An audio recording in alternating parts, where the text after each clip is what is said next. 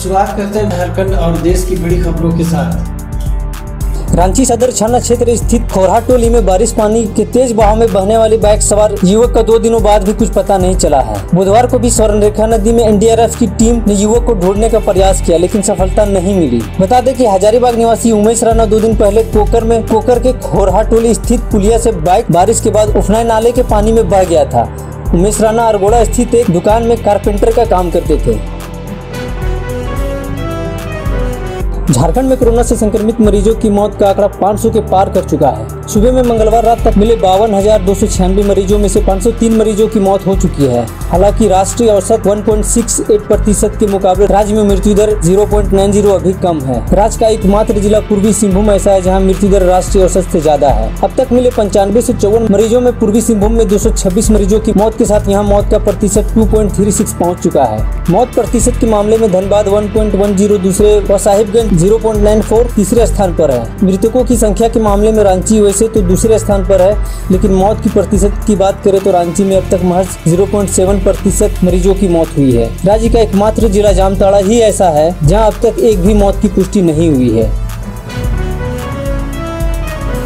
Patna AIIMS में corona vaccine के दूसरे चरण के ट्रायल की प्रक्रिया शुरू हो गई। इसके लिए वॉलंटियर्स को आमंत्रित किया गया है। हैदराबाद की भारत बायोटेक और आईसीएमआर द्वारा बनाई गई वैक्सीन का पहला चरण पूरी तरह सुरक्षित रहा था। पहले चरण में 50 लोगों को ट्रायल किया गया था, जिसमें कोई विपरीत असर नहीं पड़ा। एम्स अधीक्षक डॉक्टर सीएम सिंह ने बताया कि दूसरे चरण के ट्रायल के लिए एक बार फिर समय सेवकों को आमंत्रित किया जा रहा है। रजिस्ट्रेशन कराने के लिए अधिक जानकारी के लिए मोबाइल संख्या 7471408832 पर संपर्क कर सकते हैं। शामिल होने के लिए इच्छुक समय सेवक की पहली स्वास्थ्य जांच की जाएगी। अगर उनका शरीर ट्रायल के अनुकूल होगा तो उनको वैक्सीन का पहला डोज दिया जाएगा। डोज देने के बाद उनके शरीर की एंटीबॉडी का अध्ययन किया जाएगा और उसकी रिपोर्ट आईसीएमआर को भेज दी जाएगी।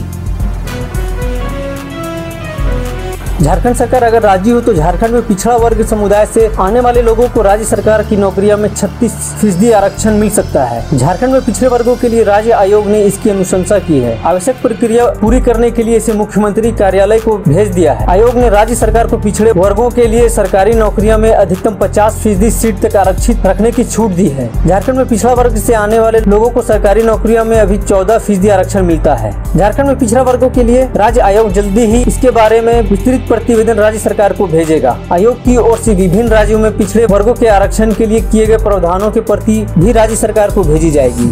में भी मुख्यमंत्री कार्यालय को अवगत कराया जाएगा।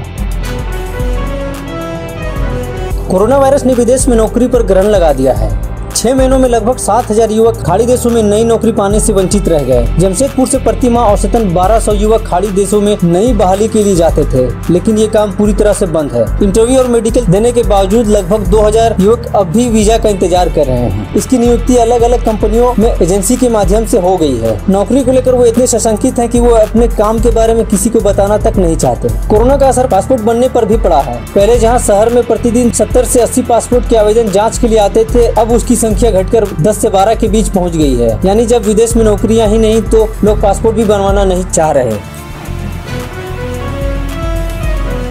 कंगना बनाम शिवसेना की लड़ाई के बीच बीएमसी की कार्रवाई की आज झारखंड तक पहुंच गई है। जमशेदपुर पूर्वी से विधायक सह पूर्व की झारखंड सरकार में मंत्री रहे सरयू राय कंगना रनावत के समर्थन में उतर आए हैं। उन्होंने बीएमसी की कार्रवाई को जंगल राज बताया, साथ ही महाराष्ट्र में राष्ट्रपति शासन लगाने की मांग। सरयू राय ने कहा कि कंगना रनावत के घर को तोड़ने के तरीके से साबित हो गया है कि मुंबई में जंगल राज, महाराष्ट्र सरकार में मवाली और माफियाओं की तूती बोल रही है। यहाँ संविधान और कानून का शासन समाप्त हो गया है, नागरिकों के जान माल की सुरक्षा नहीं है। उन्होंने पीएम मोदी से महाराष्ट्र में राष्ट्रपति शासन लगाने की मांग भी की। बिहार विधानसभा चुनाव को लेकर तेजस्वी यादव ने बेरोजगारी को सबसे बड़ा मुद्दा बनाया है। केंद्र और राज्य सरकार को बेरोजगारी के मुद्दे पर घेरने के लिए तेजस्वी ने बुधवार को रात 9 बजे राबड़ी आवास पर अपनी मां और बड़े भाई तेज प्रताप के साथ लालटेन जलाया। तेजस्वी के इस आह्वान को जबरदस्त जन समर्थन मिला। इस दौरान तेजस्वी ने नीतीश सरकार के ऊपर जोरदार हमला भी बोला। मीडिया को संबोधित करते हुए तेजस्वी ने कहा कि बिहार में अब तीर की जरूरत नहीं है। उन्होंने कहा कि लोग कहते हैं कि बिजली के जमाने में लालटेन की क्या जरूरत, ऐसे में मिसाइल के जमाने में तीर की भी कोई जरूरत नहीं। इस बार के चुनाव में तीर को उखाड़ फेंकना है, क्योंकि नीतीश कुमार बेरोजगारी नहीं कुर्सी के बारे में सोचते हैं।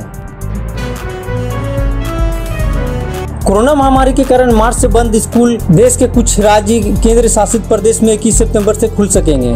केंद्र सरकार ने अनलॉक 4.0 के तहत 21 सितंबर से 9वीं से लेकर 12वीं तक की कक्षाओं को आंशिक रूप से खोलने की इजाजत दे दी है। पटना के डीएम कुमार रवि ने आदेश जारी करते हुए कहा कि जिले में कंटेनमेंट जोन से बाहर 21 सितंबर से कक्षा 9वीं और 12वीं तक के छात्रों के लिए शिक्षण संस्थान को खोलने की अनुमति दे दी गई है। हालांकि नीतीश कुमार की अगुवाई वाली बिहार सरकार ने 30 सितंबर तक बंद रखने का फैसला किया है। इसके अलावा राष्ट्रीय कौशल प्रशिक्षण संस्थान, औद्योगिक प्रशिक्षण संस्थान में कौशल या उद्यमिता प्रशिक्षण में कौशल या औद्योगिक प्रशिक्षण हेतु 21 सितंबर से संचालन की अनुमति रहेगी।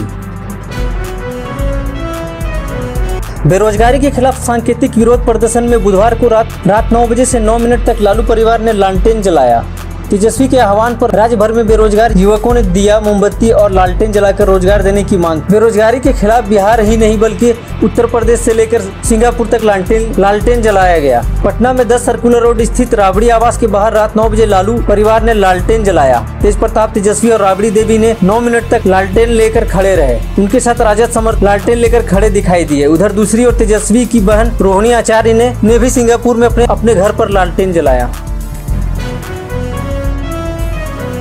एक ऐसी घटना सामने आई है जिसने शिक्षा विभाग में हड़कंप मचा दिया है। दरअसल एक आशिक मिजाज मास्टर और छात्रा का अश्लील वीडियो सामने आया है जो सोशल मीडिया में तेजी से वायरल हो रहा है। वीडियो में प्रधानाध्यापक एक छात्रा के साथ स्कूल में आपत्तिजनक स्थिति में दिख रहा है। इस वीडियो ने गुरु और शिष्य के रिश्ते को शर्मसार कर दिया। सामने आने के बाद आरोपी प्रधानाध्यापक को तत्काल सस्पेंड कर दिया गया है।